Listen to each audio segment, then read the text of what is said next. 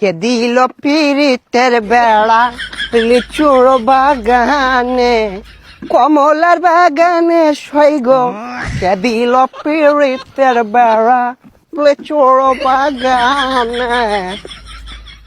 এ ভাইছে ভাইছে কি অবস্থা, ভালো আছো ব্রাদার? ভাই আপনি তো পুরাই চেঞ্জ হয়ে গেছেন ভাই, কেমনে কি আগে তো খেত কামারে কাজ করতেন।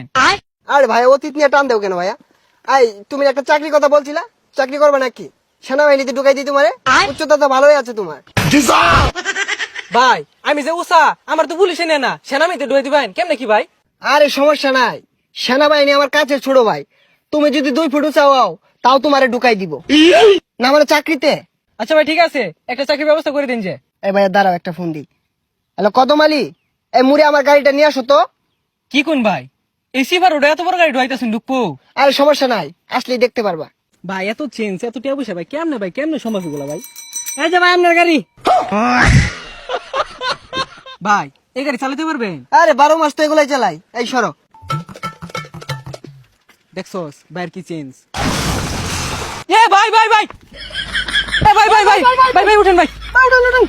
না সমস্যা নাই, এই ঢাকা শহর রেস করি তো এখানে ফাঁকার উঠপায়া এই গাড়িটা একটু পাকার দিকে চলে গিয়েছিল। এই তোমরা এক কাজ করো, গাড়িটা গ্যারেজে পাঠাই দাও, সমস্যা নাই।